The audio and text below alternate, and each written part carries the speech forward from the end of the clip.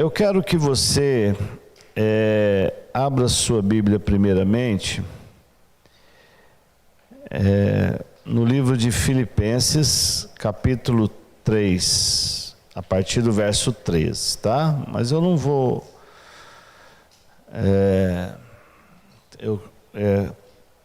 a NVI, tá? Quando você for projetar. Deixa eu falar uma coisa para vocês. Toda a história, ela tem início, meio e fim.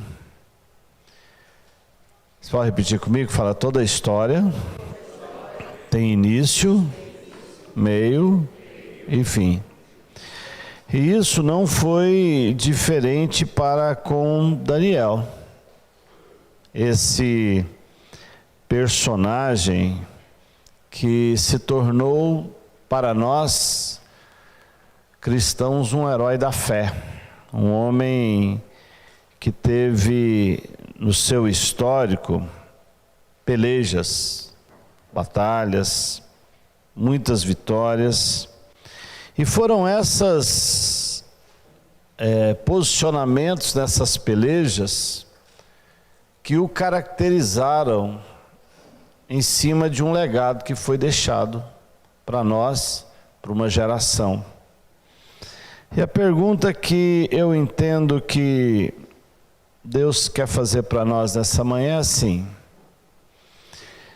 você está deixando um legado espiritual para a sua posteridade?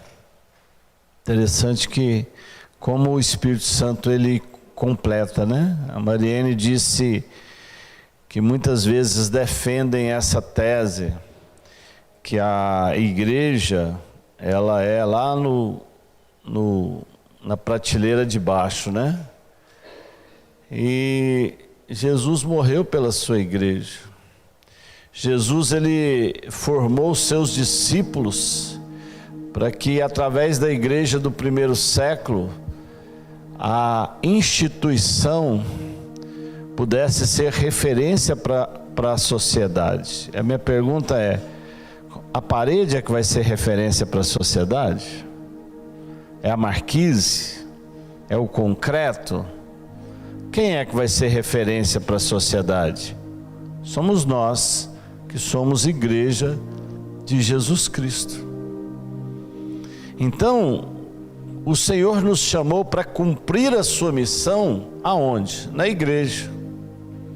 Sendo igreja e na igreja. Isso é importante de nós entendermos. Então, Daniel, ele deixou um legado. E eu preciso também deixar um legado. As pessoas precisam olhar para mim. E se você deixou um legado patrimonial, às vezes eles vão falar assim: nossa, aquela pessoa deixou muito dinheiro, mas em compensação também deixou muita briga para os filhos, para os parentes. Agora, quando o legado é espiritual, as pessoas vão falar: foi um grande homem de Deus, foi uma grande mulher de Deus, que tiveram filhos na fé, e foram instrumento, e foi instrumento de Deus para que muitas famílias, que foi a primeira instituição criada, pudesse fazer o quê? Ser essa referência como igreja. Então eu sendo igreja, eu não posso conduzir a minha vida sendo igreja da forma que eu penso. Eu tenho que, sendo igreja, conduzir a minha vida como igreja em cima do projeto que foi deixado. Mas a pergunta é: algumas pessoas, elas estabelecem o seu projeto de igreja vestindo, né? Nem vestindo porque não tem como, mas debaixo dessa outra fórmula, que é a fórmula de Deus. Tem muitas pessoas. Deixa eu te fazer uma pergunta. Você sabia quantos anos Daniel tinha mais ou menos quando ele foi levado cativo de Jerusalém para a Babilônia? Quem sabe? Sabe, André, mais ou menos qual a idade de Daniel? 17 a 18 anos. Muito bem, André. Mais ou menos isso. Ele era um adolescente. Deixa eu pedir a ajuda do Dantas aqui. 17 é adolescente ou já é jovenzinho? Está migrando. Perguntar agora mais especificamente. Migrando de um para o outro. Então ele estava migrando. Esse negócio de transição entre uma faixa etária e outra não é muito fácil, né?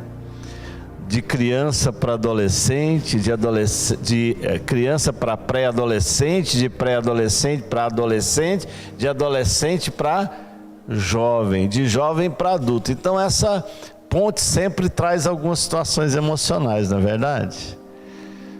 Na hora do reconhecimento eu quero mudar rapidinho de fase, né? Mas na hora da responsabilidade eu quero voltar de fase, né? É assim ou não? Pai, eu quero dirigir, tá com 15. Aí depois vem a multa, pai, o senhor paga, né? É uma figura, né? Mas por que nós estamos dizendo isso? A criação de Daniel, nome hebreu, ou Beltesazar, nome caldeu, foi uma coisa muito doida. Por quê? Porque ele teve que administrar. Não foi uma mudança porque os pais arrumou um emprego e mudou de cidade. Como o Dantas, a família do Dantas teve que administrar, né? Saiu do Rio e veio para Curitiba, essa terra que na maioria do tempo faz 30 graus, né? E uns 20 dias no mês faz 10 graus, né? Assim, Curitiba? Sim ou não? É assim? Fiquei lembrando, hein, Bia? Lá em Salvador, sol esturricando o ano inteiro, hein? Mas Curitiba é a melhor cidade do Brasil. Quem concorda, diga amém. Amém? Então, Daniel, pensa, foi fácil para Daniel, Bel? Você que está começando a trabalhar com adolescente, foi fácil para aquele jovenzinho mudar, mas não foi porque o pai foi trabalhar, porque ele foi levado como? Ele foi levado como? Escravo. Ele foi levado como escravo. E para piorar a situação de Daniel, ele não foi tirado de uma família que morava debaixo da ponte, na periferia, na favela, num bairro de classe média. Daniel, ele foi tirado da onde? De uma estirpe ou de uma família de nobres. Então Daniel, ele era em sua terra natal de uma família de nobres.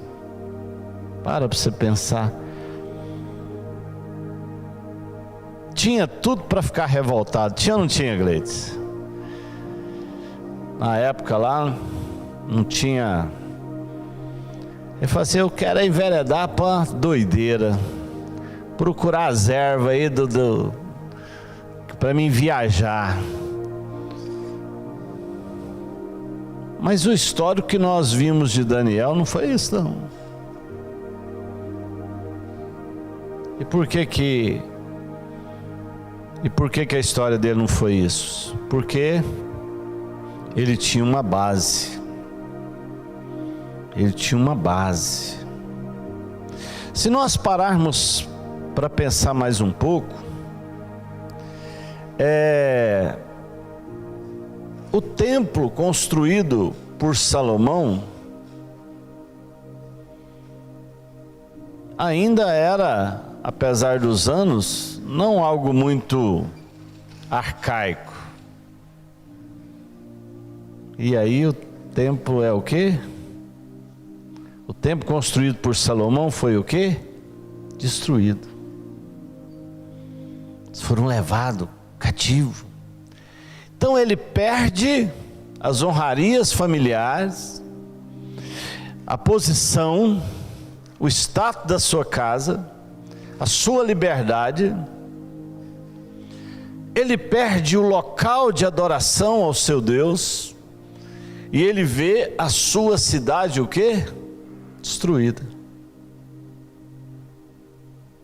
Simplesmente isso que aconteceu com Daniel. O interessante, quando nós falamos sobre campanha de Daniel, e nós falamos muito isso, o que significa campanha? Peleja, do verbo pelejar, é isso? Acertei? Verbo pelejar? E o que é uma peleja? Este verbo transitivo, intransitivo, direto, indireto, intransitivo, é a questão do objetivo, da ação. Precisamos ter o quê? Precisamos ter entendimento sobre o que é pelejar. E Daniel foi obrigado a identificar rapidamente isso e mudar sua chavinha. Sim ou não? Esses dias eu estava falando para o Dantas sobre a questão da igreja num todo, né? Da Constituição, departamento. A gente ouve umas palavras de repente muito bonitas, palavras bonitas, que de repente quando nós fomos para Deus, as palavras não eram tão sofisticadas assim, né, o pastor Cleide? Às vezes cultura do céu, deixa a chama arder. Na nossa época era só ressuscita, levanta, muda de vida, né? Mas apesar das palavras serem diferentes, o Deus é o mesmo, sim ou não? A forma de adorá-lo é a mesma, sim ou não? Sim. O que não pode acontecer, quem já ouviu um texto assim: eu não posso pregar o que eu não... Vou repetir de novo: eu não posso pregar aquilo que eu não o quê? Viu? Estão pegando o louvor como base, levanta a mão e fala assim: Senhor, como é que está a música do... Falei com... Cadê o Hugo? Como é que é lá a música do Yoshi lá? Não deixa a chama apagar, né? Vem um líquido, um rio líquido. Ajuda eu, Felipe, como é que é? Canta um pedacinho para me lembrar. Você tem a voz mais bonita do que a minha, rapaz. Não lembra, não? Como um fogo líquido, e não deixa essa o quê? Não deixa essa chama apagar. É bonito, né? Sim ou não, Mariana? Deixa vir esse rio líquido de fogo, não deixa a chama apagar. Mas essa essência, ela precisa ser o quê, Ju? Verdadeira em nós. Tudo que diz respeito ao Evangelho, mesmo que não sejam palavras tão sofisticadas, amar ao próximo faz parte da cultura do céu, sim ou não? Amar ao próximo faz parte da cultura do céu, sim ou não? Perdoar faz parte da cultura do céu, sim ou não? Dizimar e ofertar faz parte da cultura do céu, sim ou não? Sim. Servir ao próximo faz parte da cultura do céu, sim ou não? Então o que Deus ele quer fazer com os seus escolhidos é nos levar ao patamar que Ele escreveu a nosso respeito. Primeiro, como indivíduo, porque senão nós não conseguimos ser igreja. Naquela época, na Babilônia, no tempo do exílio, no tempo do cativeiro, o reino de Deus estava sendo implantado, sim ou não? Sim ou não? Sim ou não, gente? Sim. Deus para de fazer a sua obra? Aí eu pergunto, Deus para de fazer a obra na sua vida? Não. Então, vamos dizer que Daniel, ele se tornou alguém com expertise em batalhas espirituais. Daniel, ele, muito jovem, ele teve que viver as suas guerras, ou viver as suas lutas, viver as suas batalhas, e em todas ele venceu, porque a história de Daniel, as pessoas elas pegam todos os capítulos de Daniel e elas pregam, ministram aquilo que é muito conhecido, né? Daniel não se corrompeu quando ele foi escolhido para estudar a cultura dos caldeus, e o Senhor, de uma certa forma, move no coração de Arioque, o mordomo, para que ele pudesse fazer num relacionamento com Daniel o que Deus queria. Mas Deus faz isso não é só com Arioque, Deus faz isso com qualquer um, porque Deus quer levantar o seu servo. Ou alguém faz porque quer, ou ele vai fazer sem querer, porque Deus é contigo. Quem está entendendo, diga amém. Ah, eu tenho alguém no meu trabalho que me resiste, meu patrão me resiste, meu gerente me resiste, minha vizinhança me resiste. Quem for se levantar contra você, como instrumento de Deus, vai se levantar para cair, porque Deus vai honrar ao seu servo, como fez com Daniel. Agora, administrar estas situações são lutas, são batalhas que nós enfrentamos no dia a dia. A campanha de Daniel, ou chamado para esta peleja, o toque da trombeta, é para que eu saia de uma mesmice espiritual, congregacional e até ministerial.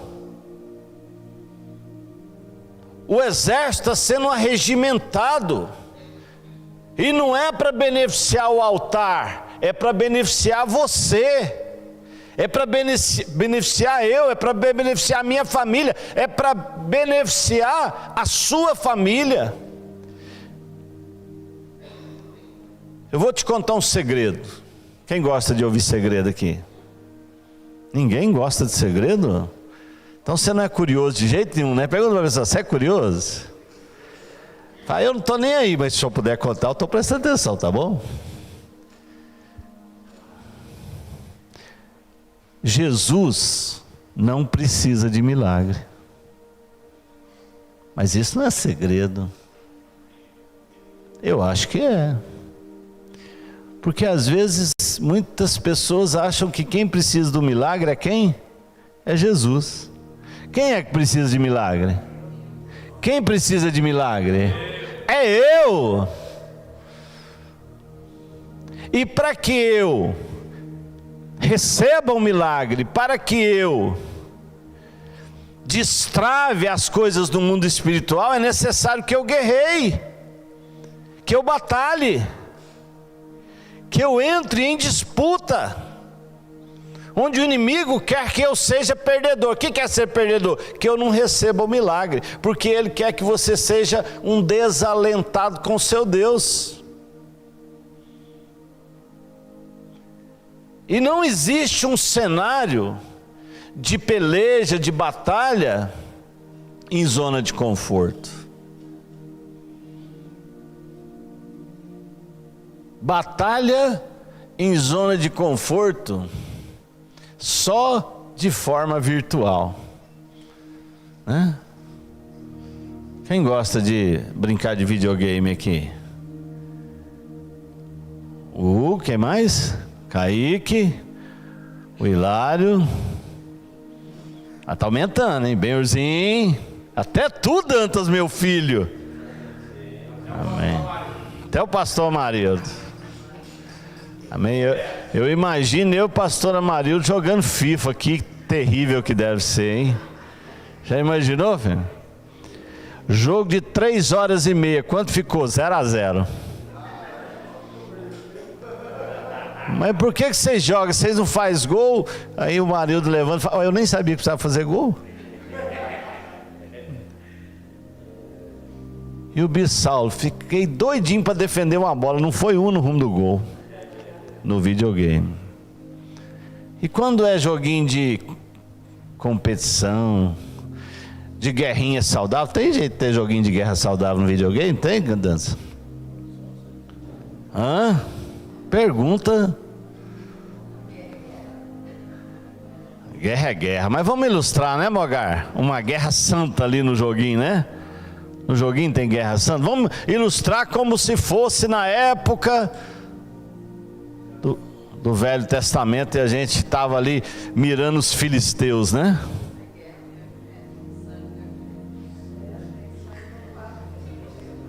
Os videogames saem sangue para todo lado.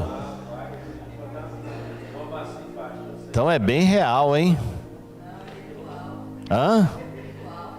É virtual.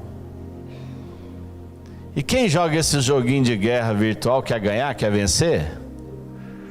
Quer destruir o oponente? Quer, Berzinho? Sim ou não? E como é que você consegue vencer o oponente, o Berzinho? No virtual que eu digo. Eu não ouvi? Matando? Mas você tem que fazer treinamento, você tem que ter expertise. Vou voltar em mim, mas no Amarildo para não complicar, porque até no videogame, se brincar, nós vira a pistola pro nosso lado e aí misericórdia. Já era, né? Tem que ter estratégia, tem que ter treinamento, tem que ter expertise. É isso mesmo, André? Eu vou falar com quem entende, estou falando com quem não entende. É isso mesmo, André? Cadê o Nicolas? É isso mesmo, Nicolas? Tem que ter treinamento, tem que ter expertise, senão perde, até no virtual. E por que no espiritual é diferente? Se até no virtual eu não posso ganhar, eu não tenho como ganhar de qualquer jeito. Qual o inimigo que é mais terrível? O do virtual ou do espiritual e do natural? Qual o adversário, qual o inimigo que é o mais terrível? Eu acho que é o espiritual, não é? Porque a Bíblia fala que não é virtual. Eu vim para matar. O diabo veio para quê? Ele tem compaixão? Não tem. Mas o Senhor diz: eu vim para que os meus soldados, os meus guerreiros, os meus escolhidos tenham vida e a tenham em... Diz que o reino é tomado por... O reino é tomado por... Pode repetir comigo, Mogar? O reino é tomado por esforço. Então tem brincadeirinha na parada quando se trata de mundo espiritual? Não. Mas por que agora vamos ler Filipenses capítulo 3, do verso 13 ao 17 na NVI. Pode ser, Levi? Demorou, mas eu cheguei lá no versículo.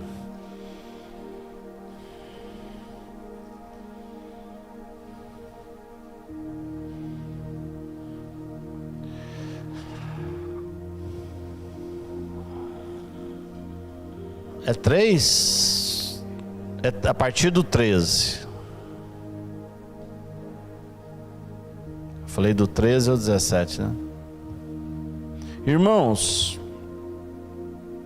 Não penso que eu mesmo já o tenha alcançado.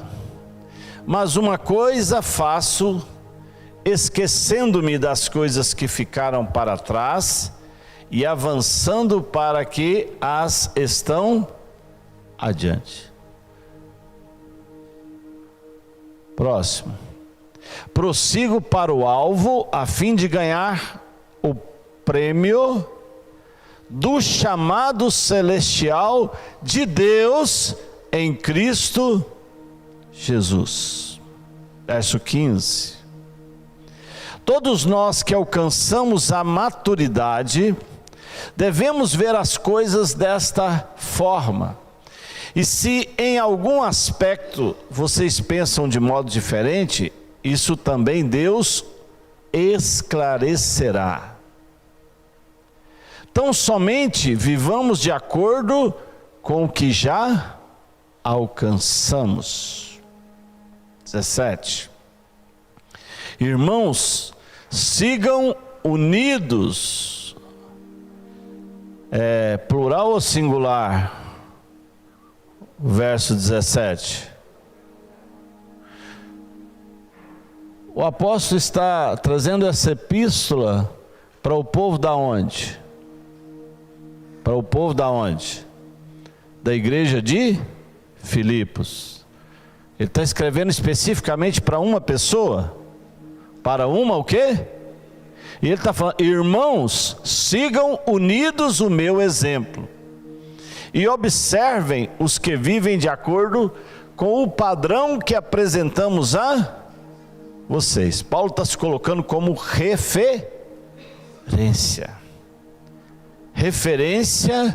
de luta diária, não de luta de arma, de lutas espirituais, porque são as lutas espirituais que vai fazer com que nós deixemos um legado.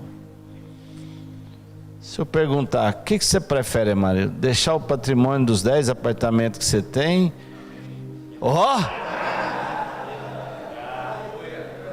Calma, Kaique. Calma, Kaique.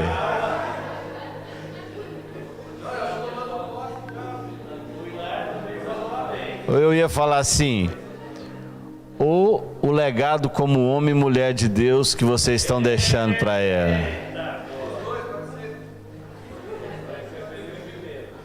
Amém. Não, olha o que a Mariana falou. Fala alto aí, Mariana. Por Kaique, levanta e olha, fala pro Kaique lá. Diz que não. Como é que chama? Eu vou fazer uma delação. Vou não, tô brincando. Quem ouviu? Quem não ouviu? Depois pergunta pro Kaique, que vai receber a mensagem no privado, tá bom? Então, quem somos espiritualmente, quem somos dentro do projeto de Deus, que vai deixar o legado, sim ou não? Sim. Quem acha que Daniel deixou um legado? Mais ou menos. O legado de Daniel foi mais ou menos. Mas ele tinha tudo para dar o quê? Errado. Eu não conheço a vida do Dantas, mas você e Abel tinha tudo para dar errado? Lá na sua infância, assim? Influência, local, amizade. As suas filhas e o seu filho passou a andar debaixo de um legado já atual, mas nem se compara com aquele que virá no futuro. Amém, pastor Dantas, pastor Abel, pastor Kaique, pastora Camila, pastores, aleluia. Pode abrir quantas fontes da vida quiser, que não vai faltar pastor aqui dentro, amém? Pastor Gleides, pastor Amanda.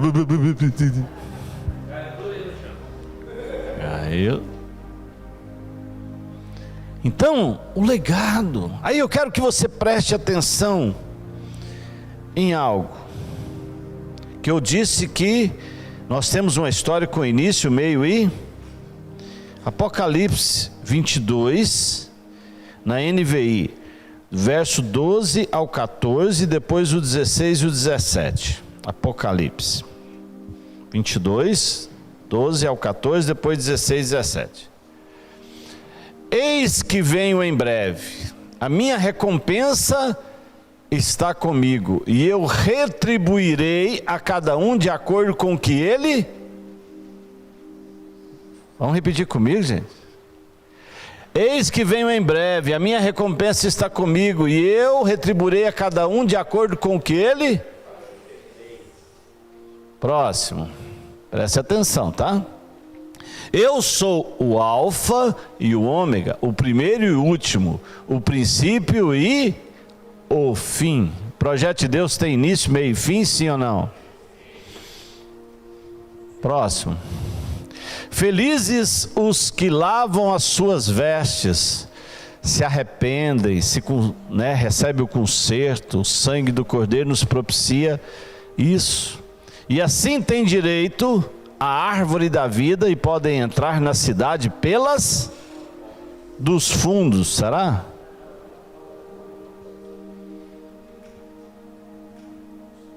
(16 e 17) Eu, Jesus, enviei o meu anjo para dar a vocês este testemunho concernente às igrejas. Eu sou a raiz e o descendente de Davi e a resplandecente estrela da manhã. 17. O Espírito e a noiva dizem: quem é a noiva? Quem é a noiva?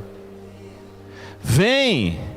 E todo aquele que ouvir se sentir igreja, também repete: vem. Quem tiver sede, venha. E quem quiser, beba de graça da água da... Deixa eu falar uma coisa para você.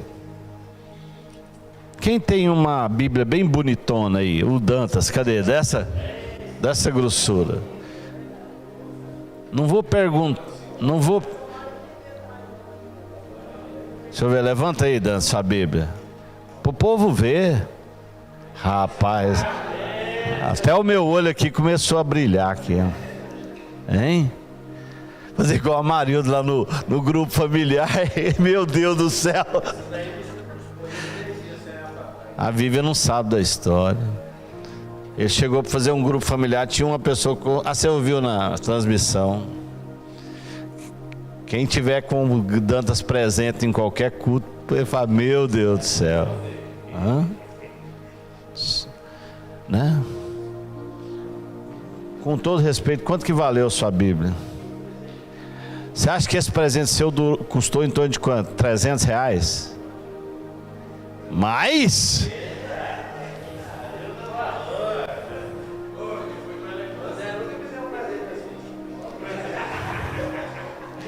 Quem tem uma Bíblia no aplicativo aí gratuito, baixou gratuito? Quem? Também? Então vou usar o Dantas. Essa Bíblia que você baixou no aplicativo gratuito e essa de mais R$300, qual a diferença em termos de conteúdo?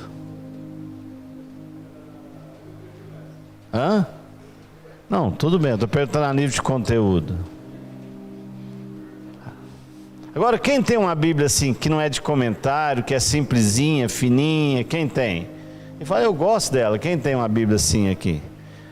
Pastora Cleide, é fininho. É de estudo? Não. É só o conteúdo mesmo. É a mesma do mais de R$300 do Dantas? Mas o conteúdo é o mesmo do Dantas? Agora, para quem executa, para quem é beneficiado, qual é o preço? Tem preço. Qual é o preço, João? O preço do sangue. O preço da vida eterna.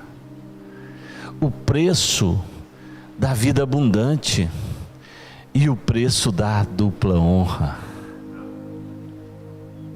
Jesus já pagou esse preço por mim e por você.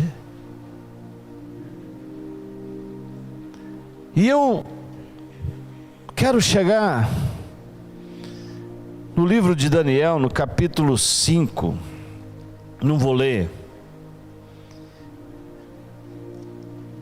É um dos versos da campanha de Daniel menos utilizado, ou capítulo menos utilizado, porque ele é um pouco complicado.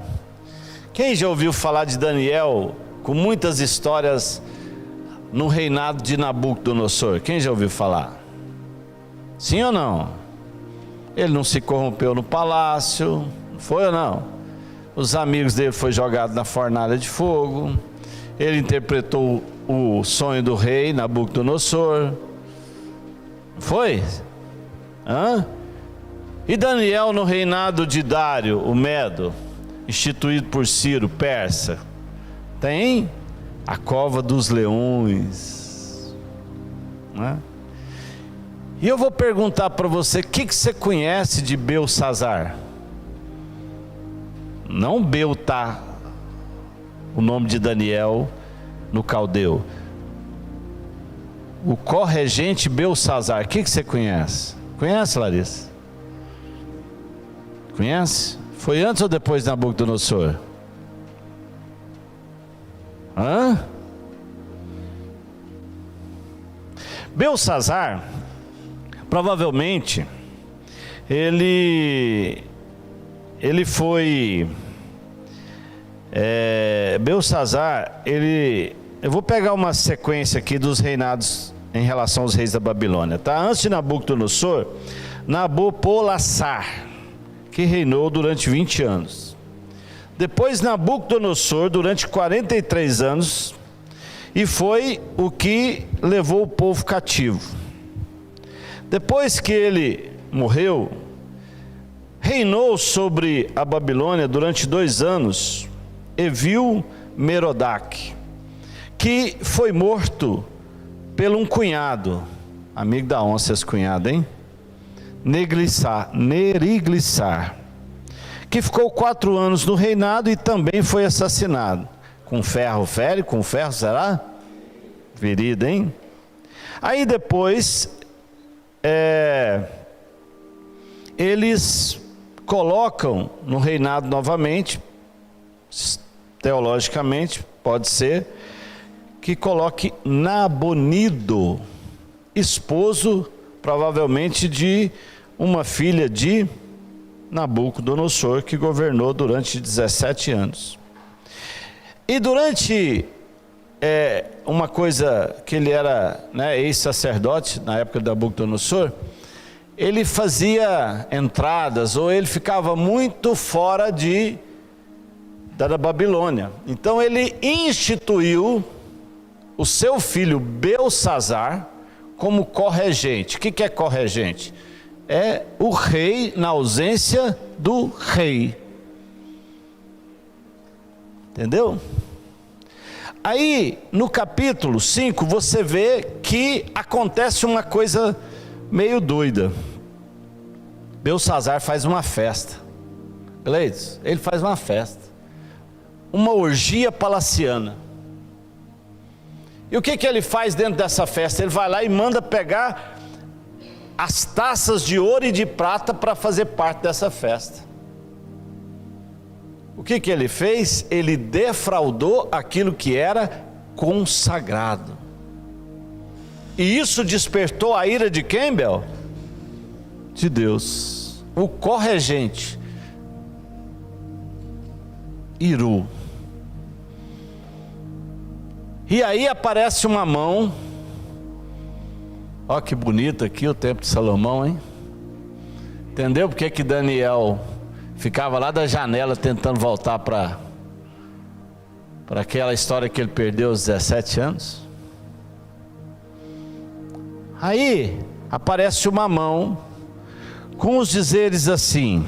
Quem conhece esses dizeres de cor? Quem lembra? Eu quero que você fale em aramaico. Fala. Pediu o Jean, fala em aramaico aí para nós. Sem ser no português. Fala o mene tekel, passi em aramaico. Melhor deixar para depois, né? Eu sei que não deve ser essa pronúncia, né? Mene, tekel, parsim. Mas qual que é o significado desta escrita na parede? Quem sabe? Literalmente, fala.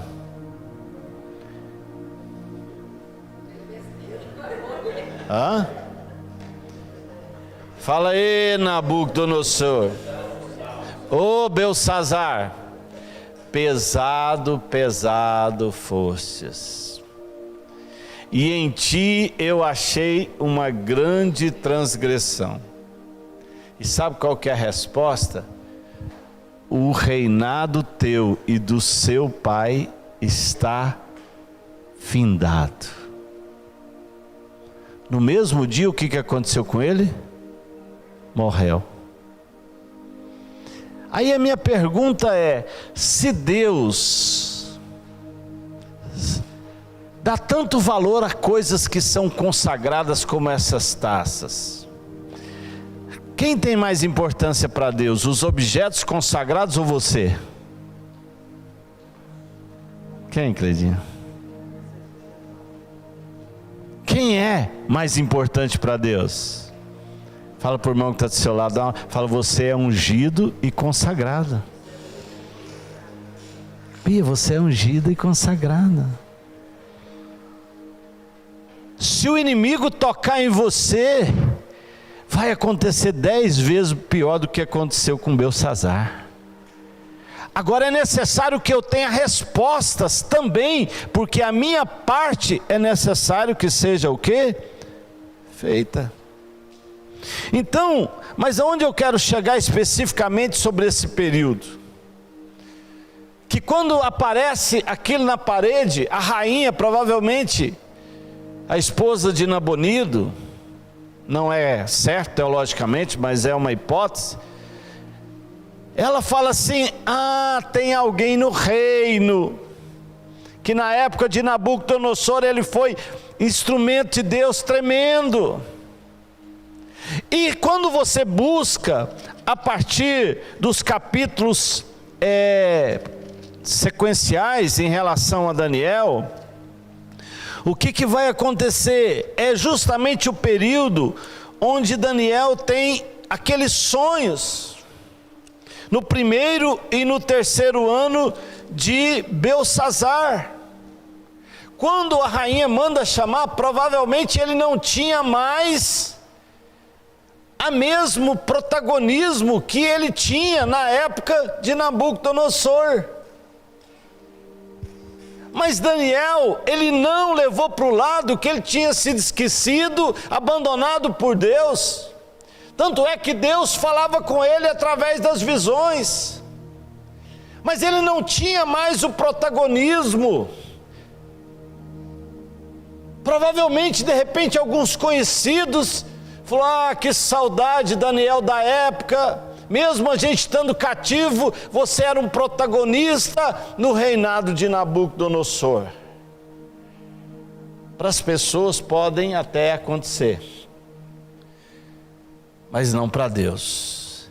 A minha história com Deus, ela é sempre crescente e não retrocessa. Fala para o irmão que está do seu lado, fala: meu irmão, ainda que você se sinta esquecido, abandonado ou sem protagonismo momentâneo, Deus não te abandonou. A sua história continua crescente com Deus. Quem está me entendendo, diga glória a Deus. E tem momentos, aqui a partir do capítulo, se não me engano, 8 e 9. Outra coisa, não lê Daniel como se você achasse que fosse um livro, que o capítulo 1 é a continuação do 2, do 2, do 3, do 3, do 4, porque se você... o capítulo 6 já está no reinado de Dário, e depois volta no capítulo 7, o sonho que ele teve em relação aos 4 animais, que era no primeiro ano de Belsazar, este mês. Depois no outro, no 8º, a visão do carneiro e o bode, que já é o 3º ano do reinado do rei Belsazar. Então, enquanto as coisas estavam acontecendo, inclusive essas festas lá, Deus estava trabalhando esse crescimento no coração de Daniel. Deus estava trabalhando. E aí lá no capítulo 9, quando ele tem a questão da visão dos 21 dias, do capítulo 9 das 70 semanas, era em qual reinado que estava? Quem sabe? Dos 21 dias, o reinado de Dário. Já tinha passado Belsazar, e foi o momento crucial de Daniel. Diz que ele, quando teve a visão, ele ficou fraco, ao ponto dele se desfalecer, e o anjo teve que vir e quê?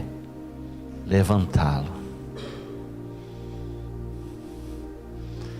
Teve uma vez na igreja da Paranaíba, Maria, que a Mariane falou assim, eu falei para Mariane, eu não estou suportando a pressão, e não é nem uma pressão do capeta, eu estou avaliando se vale a pena. E Deus usou maravilhosamente a vida da Mariane, que ela falou: Saulo, não olha para o hoje, olha para o amanhã, para onde Deus quer nos levar. Hoje é um treinamento de guerra para você vencer os futuros gigantes que Deus vai colocar no nosso caminho. Quem quer ter uma esposa abençoada dessa? Mas a minha visão era o quê? Às vezes até de desistir. Eu não tinha maturidade, Daniel. Muitas coisas entram no nosso caminho para que a gente desista, para que a gente enfraqueça. Nós podemos até enfraquecer fisicamente, até emocionalmente, mas espiritualmente o Senhor não vai permitir que nós retrocedamos ou retrocedemos. Então, pegue a sua história com Deus linear, crescente. Não faça da sua história um mimimi através dos sopros espirituais. O diabo quer que você não lute, o diabo não quer que você peleje, o diabo não quer que você entenda os processos espirituais. Tem gente que fala assim: não, eu faço a campanha do meu jeito. Glória a Deus, pode fazer. E todo mundo vai respeitar o jeito de todo mundo, vamos ou não vamos? Agora, eu tenho necessidade de entender sobre batalha espiritual, ser treinado dentro do tamanho da missão, conhecer bem o inimigo. É a minha limitação, vocês me perdoem, eu sou seu bispo, mas eu tenho essa limitação. Tem pessoas que têm fé suficiente para fazer diferente, para nem jejuar, não tem problema. Mas não esquecendo, como disse lá em Filipenses, irmãos, igreja, a batalha não é individual. Esse momento da campanha de Daniel, que nós somos convocados, a trombeta toca, não é somente o Dantas pagando preço pelos alvos do Dantas, é o Dantas pagando preço por toda a igreja. Este é o papel do altar. Nós não vamos abrir mão do nosso local no cabo de guerra, e o time do diabo vai ser jogado na valeta, é destruído, e todos os seus pedidos serão respondidos em nome de Jesus. Os milagres vão acontecer na sua vida, independente de qualquer nível de resistência que tenha aparecido. Deus é maior e Ele é o nosso general. Mas eu preciso aprender a lutar as minhas guerras. Eu não tenho justificativa Daniel tinha 17 anos. Ele teve um baque na sua vida, e um por um desses obstáculos, seja na sua adolescência, seja no seu tempo de anonimato, no tempo de Belsazar, seja no seu tempo de protagonismo, como Nabucodonosor e depois Dário, em relação à cova dos leões, a perseguições daqueles que faziam complô contra ele. Em todos os aspectos, Daniel venceu, e você também vai vencer em nome de Jesus.